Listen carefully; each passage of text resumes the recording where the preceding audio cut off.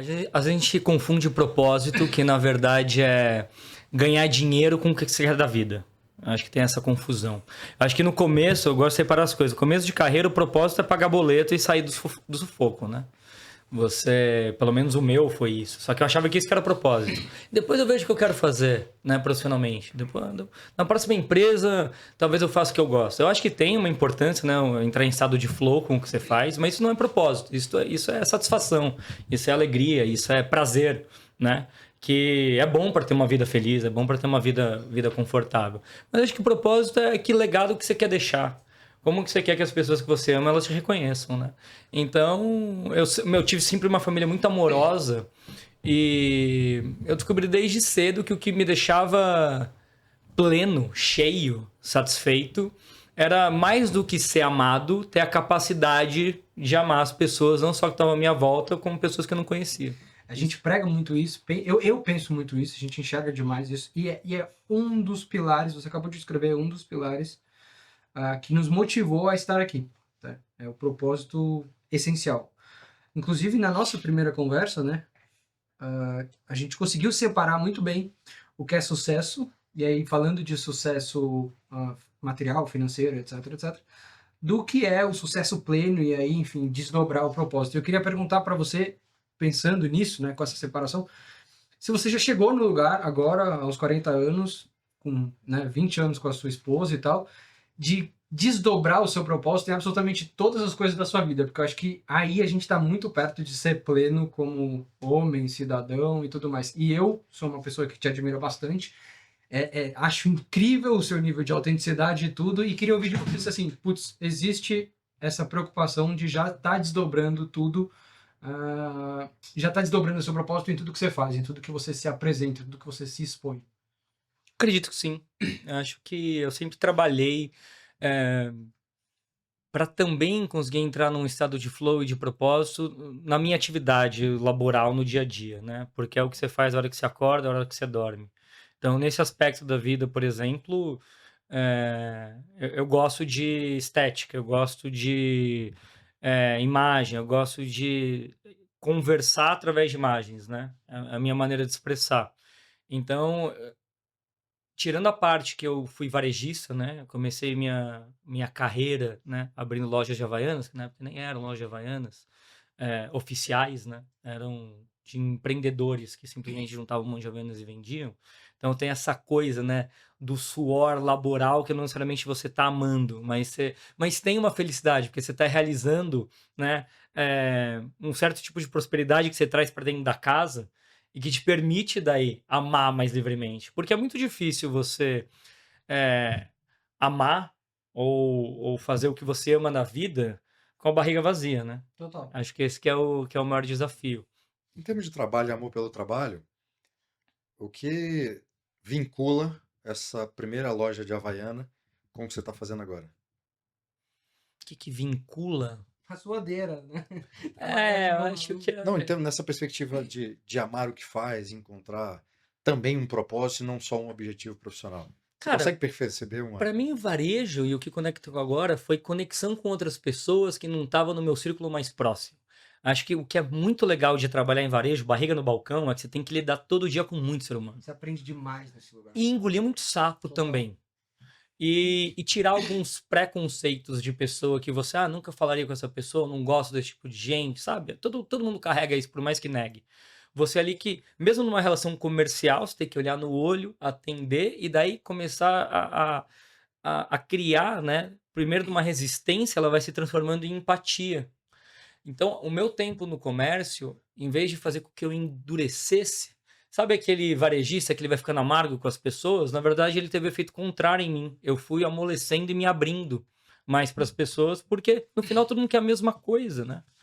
Quer amar, ser amado, quer ter uma família legal. Todo mundo, por vias diferentes, busca o mesmo propósito, mesmo de uma maneira meio torta, eu acredito. Então, essa conexão com o outro fez, por exemplo, expandir a minha cabeça para fotografar, para filmar, para trabalhar no dia a dia, né? Para fazer campanhas de comunicação, porque daí eu tenho mais acesso, ou pelo menos uma intuição maior de quem que é o outro, porque eu tive mais contato durante anos e anos e anos com centenas de pessoas por dia. E isso fez e faz muita diferença na minha vida. Mas quando eu comecei nessa aventura intelectual, a caricatura do intelectual era o sujeito bem vestido, né? Que não se envolvia em nenhuma atividade mais Física. manual, mais física e tudo mais, não fazia atividade física. Esporte do cara é xadrez, né? Cara, eu era xadrez, né? E era o contrário disso, já estava fazendo jiu-jitsu e tudo mais. E para mim foi difícil esse momento, porque você se desloca de um universo que para mim era muito íntimo, e estou entrando num universo que é completamente diferente. Até eu começar a ler filosofia e descobrir que os gregos eram pancadaria, cara. Total. Era a luta livre deles lá, quer dizer, é um wrestling, tinha muita atividade física, aliás, todas as esculturas, quase todas do mundo grego antigo, têm os corpos muito esculpidos, e a filosofia grega e a história foi uma grande descoberta, e encaixou tudo certo, porque não havia essa dissociação entre a parte intelectual Uhum. e a parte prática, ou braçal da vida. E eu acho que não tem mesmo, né? Então, só um pensamento que me ocorreu quando você falou isso, porque no fundo, É uma invenção pós-iluminismo, né? Essa dissociação do intelectual. do intelectual com o físico. Isso é muito recente. Isso é muito recente. Até porque a vida era muito dura, né? Quer dizer, ou você criava galinha e porco no quintal de casa e matava, ou Tem não uma tinha história comida, boa velho. sobre isso. Ali onde eu tenho a fazenda no interior de São Paulo, é o último lugar caipira, né? Remanescente do interior de São Paulo. Então não é aquele tipo de fazenda que perto tem alguma cidade maior. Tá? É pequenininho, pequenininho, rocinha, assim, né? E tem várias tradições ainda muito antigas. E pouco acesso às coisas de fora. Daí o PL, que era um dos meus sócios lá, eu não tenho mais negócio lá, apesar de ter a fazenda, ele contou que tem um vizinho, que é um pecuarista, que ele é juiz. E o filho dele vai lá uma vez por ano, tal, ver qual é que é. E o cara também quase nunca vai, né? E tirando essa propriedade, todo mundo ali tem propriedades pequenas e que sempre fizeram a lida, né? Acorda às 5 da manhã para tirar o leite, vai atrás da vaca, é tudo mar de morros, então tem que andar um monte. Você trabalha o dia inteiro, né? Quem já viu um roceiro, você vê que o cara tá sempre em forma, nem que seja ele magrinho, você não vê uma Sim. pessoa fora de forma porque é muito trabalho. Daí um dia ele disse que ele tava com um desses roceiros, passou o filho do juiz correndo com um shortinho da Nike, assim, regata e tal. Ele falou: Ô, seu pé, aquele menino lá do juiz, ele tá bem? Ele falou: tá, por quê? É o terceiro dia que eu vejo ele correndo, tá correndo do quê? Tipo assim. E com essa roupa, o cara não entendia o conceito de atividade física externa ao dia a dia do trabalho. Né? Mas o Paulo tem uma maneira de expressar o que ele acha legal no luxo muito única. Tipo, eu acho muito autêntico. Isso. Ele tem uma parada de mostrar o tênis feio do dia, entendeu? Porque, assim, é um toquezinho de bom gosto, de conhecimento sobre aquilo, mas com a cara dele. Eu queria muito ouvir de você como que você faz isso para todas essas paradas do luxo, né? Porque assim, beleza, na roupa, no relógio, no tênis, é legal. Mas e nas experiências? Na vivência? A pergunta é muito boa, mas eu aproveitando aqui a oportunidade, você gosta dessa palavra luxo? Que é uma palavra que eu não gosto porque ela passou a significar outra coisa que não aquilo que deveria significar. Não me incomoda necessariamente, não. Eu acho que é só mais uma palavra que tá cada vez mais sendo desgastada, né? E é que nem chamar tudo de genial, né? Muita coisa que a gente chama de luxo, a gente poderia substituir pela palavra caro só. Ótimo. Ou por, ou mercado premium, né? Mas Então, para esse luxo essencial, assim, como é que você encara as experiências todas? Porque eu acho o máximo quando você viaja com a Dani e mostra coisas que, assim, para mim são muito luxuosas, porque você tá vivendo uma experiência muito fora da casinha. Outro dia eu até te mandei. Caraca, que animal! Eu não lembro que país que você tava, era um país mega diferentão, que quase ninguém tá habituado a viajar, e você tava tirando e compartilhando experiências dali. para mim, experiência, né? Experiência de luxo, ela tem a ver com você encontrar autenticidade, né? Para mim, quando eu tava em Capri agora, por exemplo, falar a antítese disso. Tava em Nápoles, que para mim tem uma experiência até mais de luxo do que Capri, por causa de autenticidade, no meu ponto de vista. E daí a gente pegou o barco, foi até Capri. Daí quando você sobe em Capri, Achei legal andar um monte, não quis pegar o táxi, fui andando pra ver qual é que era. É horrível subir aquele morro, mas é muito gostoso ao mesmo tempo. Daí quando você chega lá, tem o centrinho e tal, depois tem metade da ilha, é um shopping. Com todas as marcas, né? De Miu Miu, Chanel, Hermès, um lado da outra. Eu falei, tá bom, então qual que é a diferença de eu vir até Capri, atravessar o oceano e ver um shopping de luxo a céu aberto do que eu ir no Cidade É Jardim? trancoso, cara. Quadrado agora. Entendeu? Então, pra mim, isso não é luxo. Pra mim, isso é uma replicação. O mundo vai ficando pasteurizado. Qualquer lugar que eu vou, encontro as mesmas experiências, o mesmo tipo de gente, o mesmo tipo de rosto deformado com ácido hialurônico, né? Então,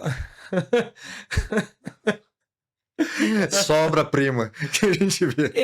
eu acho que a gente perdeu a porosidade da vida um pouco. E não é que eu não goste dessas marcas, entende? Não Sim, tô não tem falando. nada a ver com isso. É que cada vez mais você deixa de se surpreender.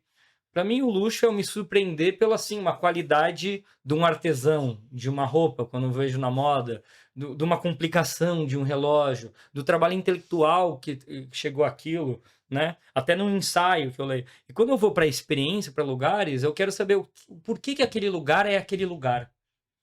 Eu acho que para mim é isso que, em experiência, em viagem, eu considero luxo. Mais do que o valor da diária, é legal quando eu junto todas as mesmas, essas coisas, né? Pô, eu tenho um lugar incrível, com um puta de um atendimento e tal, só que eu chego lá e eu não vejo uma versão já pasteurizada de qualquer outro lugar do mundo. Que o turismo tá virando um pouco isso, né? Você trabalha muito tempo com rede social, fazendo um trabalho de ensinar como se usa as redes, ao mesmo tempo que tem essa parte de como se posicionar nas redes, e paralelamente corre um problema muito sério que é uma questão ontológica, né? O ser e o parecer. Nesse trabalho intenso de rede social, em algum momento você olhou para aquilo e falou, cara, o que eu estou fazendo aqui? Tá muito estranho isso aqui. Sim, 14 anos em rede social já. Como Acho é que você lidou que com isso? Primeiro, assim, como é que você percebeu isso e como é que você lidou com isso? acho que você percebe quando começa a virar mecânico. Acho que você para de pensar e só reproduz, só reproduz, só reproduz. E durante um tempo você não questiona porque vai dando certo, né? Você vai reproduzindo. É, E aí acho que você percebe, às vezes, sabe aquele dia que você fala assim, deixa eu olhar direito o outro lado da calçada, deixa eu olhar direito o caminho que eu tô fazendo pro trabalho. Quando a gente vai pro trabalho e volta, a gente não sabe o caminho que a gente fez, né? E o trabalho em rede social é igual a qualquer trabalho. Você não sabe mais direito o que você tá fazendo, porque é que nem no seu trabalho, você está todo dia ali fazendo, você está todo dia fazendo o seu, e você não fica colocando um, um questionamento crítico em relação ao que você está fazendo, porque você teve uma premissa do que você começou, você tem um planejamento, você vai continuar fazendo aquilo. Mas não dá uns estalos, um de outro, você fala, deixa eu olhar direito o que eu estou fazendo, né? E aí você fala, puta, daí você começa a ficar crítico, né? Daquilo lá. Ou, eu já sou outra pessoa. Acho que todas as vezes que eu questionei o que eu estava fazendo, o que que eu estou fazendo aqui, é exatamente isso. Eu já virei outra pessoa depois de um ano. E o Paulo que está comunicando é um Paulo do passado, não é mais o Paulo do presente. Tá? É um Paulo que já foi. Só que ele está respeitando um planejamento que eu tive. Né? Então é difícil você desligar. Porque também o que acontece é que rede social, ninguém está falando a verdade. Né? Ou melhor, ninguém está expondo quem realmente é. Afinal, não é uma câmera ligada 24 horas. Essa é a grande questão da produção audiovisual, da produção de comunicação. Né? Tinha essa discussão na feitura dos documentários. Depois veio o cinema verdade, falando a gente deixa a câmera parada e filma, e a gente mostra a verdade. Só que você escolheu a lente 50 em vez da 16. Por que foi a 50? Por que você enquadrou aqui e não lá? Por que a luz está batendo assim e não é Só um recortou contra? de outro jeito. Tudo é um recorte, tudo é uma visão. Então, é aquele momento que eu falo assim, esse recorte que eu fiz de Paulo não é mais Paulo. Apesar de ser um recorte, não é mais um recorte que eu quero falar. Não quero mais viver ele. Então, de tempos em tempos, isso eu mostrei na minha história, eu radicalizei. Do dia pra noite. Falei, não é mais o Paulo. Muda o Paulo aí. Pum. E aí, eu brinco com a Dani que a gente já teve 7 vidas desde que a gente casou. Eu não tenho medo de romper o meu planejamento por mais dinheiro que esteja me dando. Maravilhoso. Porque eu quero ser eu também na vida, né? E o que eu descobri é, vai ter gente que vai te acompanhar e vai ter gente que é a maioria em rede social que ela não comprou Paulo, não comprou Igor, não comprou Bruno, comprou um personagem da gente. Que na verdade o que ela gosta é que é um eco da identidade dela ou um eco do que ela gostaria de ser. Cara, mas a gente se conheceu, não sei se foi, acho que foi 2019, Pelo nós fomos Bruno, pela apresentados Malu, pelo né? Bruno e pela Malu. E tudo que você falou, né, pelo menos um pequeno recorte de 2019 para cá, eu fui acompanhando. E parte da admiração que eu tenho, tanto por você e pela Dani, nesse trabalho, e pelo quem vocês são, né, embora a gente não tenha muito contato, é porque vocês nunca tiveram medo de mudar e mostrar, não é exatamente mudar, né? É mostrar a mudança que estava em curso. E vocês mudaram bastante, né? Sim. De lá para cá. Eu tinha carteirinha de comunista, né? Cara, eu lembro quando a gente conversou a primeira vez, vocês tinham uma posição política um tanto distinta da de hoje, né? Tinha. Não vou dizer nem posição política, que eu acho que é muito redutor a respeito disso. Mas era uma, sei lá, uma concepção de mundo dentro da qual a política se insere, para não exagerar o tamanho da política na vida de vocês, né? Que mudou bastante e eu admiro. Vocês não tiveram medo também de fazer essa exposição do jeito de vocês, né? Sim. Porque senão, imagina, eu não sou ator, né? Imagina eu ter que ter uma vida dupla. Então na internet eu mantenho aqui porque é mais conveniente. E na vida pessoal eu tô passando por grandes mudanças. É, é, é, é enlouquecedor. Você tá disposto a viver uma vida dessa. E tem gente que tá disposta a viver uma vida dessa. Né? Então a Dani, recentemente, eles fizeram uma armadilha pra mim, né? Você conhece o Dr. Jorge? De internet, sim, não pessoalmente.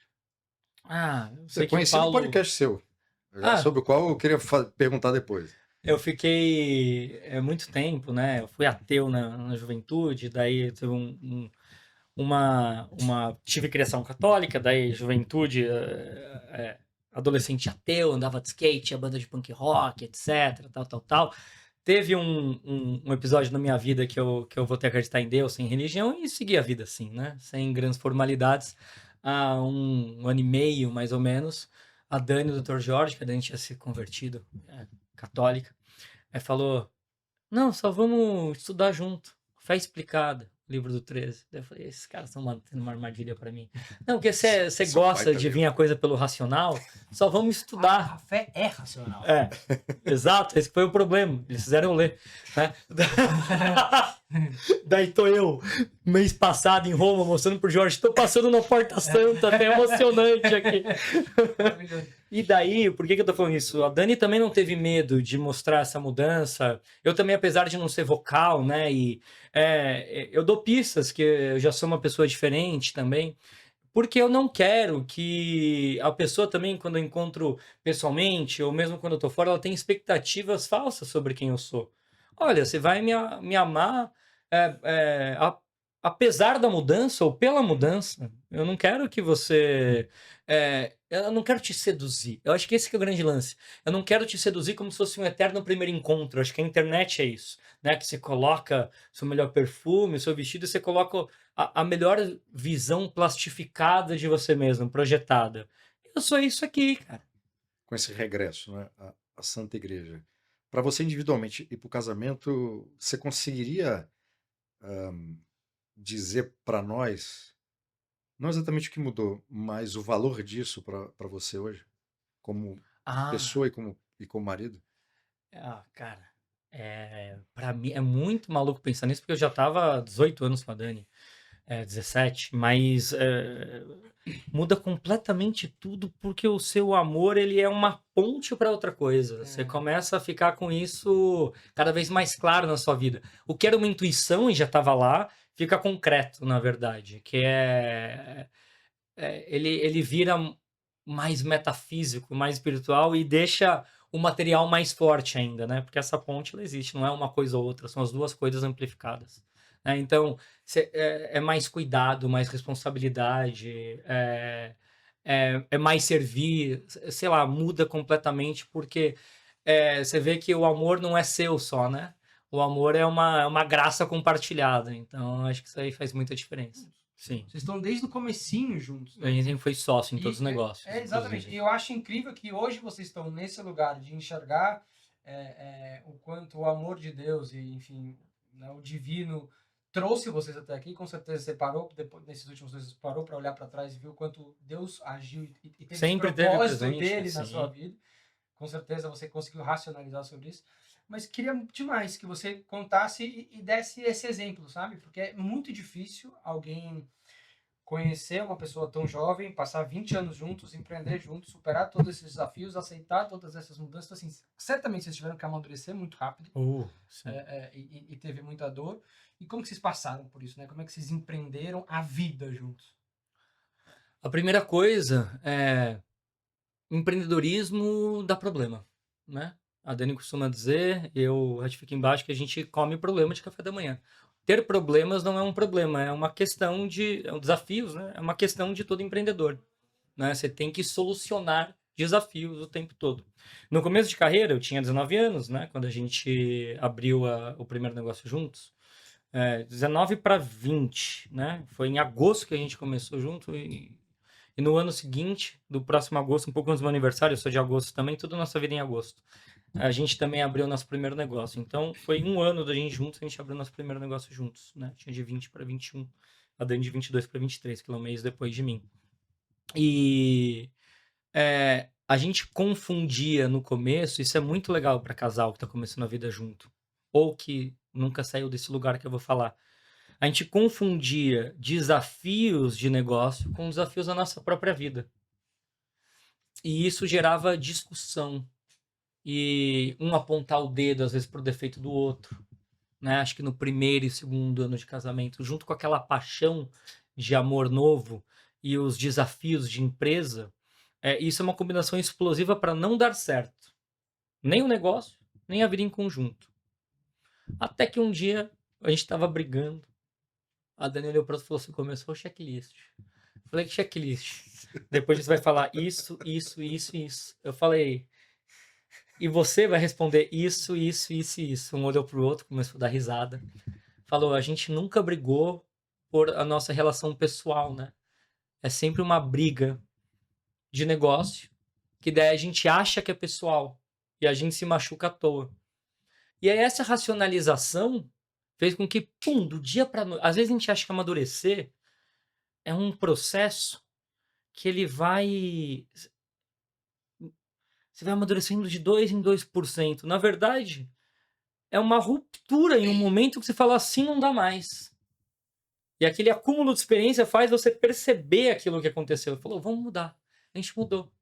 Daí, sempre que a gente começou a discutir, a gente começou. Vamos discutir trabalho? Uma vez por dia? Tá, tá, tá, tá, tá, tá, tá, tá, tá. E aí a gente parou de discutir de trabalho e nunca mais praticamente discutiu discutir, digo, dessa maneira feia em relação ao pessoal. Esse é um ponto. E a partir daí, qual que é? O que que mantém o negócio, tanto em negócio quanto vida pessoal? A gente dialoga sobre absolutamente tudo. Não existe medo nem da sombra nem da luz de quem que a gente é. A gente troca ideia sobre absolutamente tudo. Todos os dias. Então é uma escolha não de eu vivo aqui, você vive lá. É uma escolha de compartilhar a vida inteira. Que caminho que a gente vai tomar? Como que você está sentindo? Como que eu estou me sentindo? O que que a gente tem que fazer agora? Quem que tem que se doar mais? Em tal área ou naquela área? Que bom que vocês Sim. citam essa alternância. Essa peteca é de quem? Né? Quando a Dani quis fazer o canal, eu fui lá, falei: o lead agora é seu, vamos embora, vamos fazer, vou servir aqui. Quando eu fui fazer o infoproduto, ela falou: o que que você precisa agora? Agora a gente tá focando aqui em você, nessa sua frente. Você é a frente, é a cara. Antes eu era a cara. Então a gente sempre tomou as decisões em conjunto. Eu acho que é isso, né? Um relacionamento duradouro é estar aberto para o diálogo o tempo todo, procurar ativamente o diálogo, não ser reativo. O que para mim, né? Segundo a minha experiência, que eu enxergo que dá problema em diálogo é você ser reativo. Porque o reativo é quando o copo já caiu no chão, né? O ativo é como que a gente faz para esse copo não cair no chão? É óbvio que a gente não consegue prever a vida inteira. Daí o que que você faz pro reativo? Quando você não viu que o copo ia cair no chão e caiu o copo no chão, deu uma merda, alguma coisa na sua vida. É exercitar o amor. Em vez de, que merda, o copo caiu. O que que a gente não viu aqui? E isso sim, a maturidade vai trazendo cada vez, a reação vai ficando cada vez menos emocional e muito mais amorosa, né? Porque afinal ninguém faz nada ruim, entre aspas, de propósito, né? Então, exercer isso, amor, o perdão, a compreensão, quem que é o outro, todos os dias. Ah, hoje eu não tô afim. Uma vez um amigo meu disse uma coisa que é muito engraçada, né? O problema, o desafio de ser pai é que você não pode chegar na quinta-feira e falar assim, hoje eu não quero ser pai. O filho tá lá, né? Não dá. Não dá. Só que ser casado é a mesma coisa, a gente esquece. Hoje eu não posso falar assim, hoje eu não tô casado. Não, eu tô casado 24 horas por dia. É a mesma responsabilidade, um com o outro. E é isso que faz... Eu deixo aqui, ó, a Dani no meu fundo de tela. Porque o tempo todo eu sei que ela tá comigo. As minhas decisões sozinhas, eu tô com ela. Ela existe nas minhas decisões. Então, estar casado é também uma decisão de... hoje eu não estou casado. Não, eu tô casado 24 horas. Ela tá presente nas minhas decisões da minha vida 24 horas. Cara, voltando à coisa de objeto, quando a gente se conheceu, lá em 2019, salvo engano, você falava na rede social, pelo menos, muito sapato, né? Você tinha uma coisa com tênis e tudo mais. Colecionou pouco. Que era muito, digamos assim, muito intensa e apaixonada. E depois de uns anos para cá, a sua relação com o relógio ficou, não que você não tenha outras, mas ficou muito mais evidente, né? Ah, essa paixão do relógio vem de onde? E como é que você lida com o fato de que os relógios que você gosta são considerados objetos de luxo e que muita gente tem uma relação errada com esses objetos, seja relógio ou carro, o que quer que seja, como se aquilo fosse um fim em si mesmo, e não um objeto que se gosta. Cara, eu acho que eu tenho uma tendência a colecionismo. Acho que a primeira coisa é essa. Eu fui tentando ao longo do tempo entender ali. Desde pequeno, eu tinha coleção de carrinho. A tendência ao alcoolismo. Tinha- A tendência... Eu tinha uma tendência muito estranha dessa brincadeira. Quando era moleque, eu não sei se era só em Jundiaí. Sou de Jundiaí, a terra querida, jundiaense aí. Eu tinha coleção de maço de cigarro, cara. Quando eu tinha 12 anos, a gente tinha umas pastas assim, ó, que colecionava. Isso já foi objeto de coleção. Você- Eu tinha os você- lembro disso. Eu era criança, não sabia o que eu tava falando. Eu tinha amigo Criança que colecionava, colecionava maço de cigarro. Ninguém fumava, mas colecionava. Talvez era algo que o pai e minha mãe fumavam, meu pai também. Todo mundo fumava, né? As mães davam de mamar Exato. fumando aqui, pô. Eu fumei durante um bom tempo. E cada da minha caixinha vida. tinha sua estética própria. Estética. Então, eu acredito, para mim, uma das piras do colecionismo é essa capacidade do ser humano pegar e conseguir transformar uma coisa que ela teria a forma ideal, né? É bem Platão isso daí, e transformar materialmente numa coisa única. É tudo carrinho, mas cada carrinho é um carrinho. É como se tivesse uma identidade única. Eu gosto muito dessa inventividade humana de conseguir fazer milhões de variações sobre o mesmo tema. Eu acho que esse que é o meu grande lance. Para mim é uma capacidade de alcance intelectual divino, de conexão, isso daqui é assim, mas poderia ser de outra maneira, mas de qual maneira?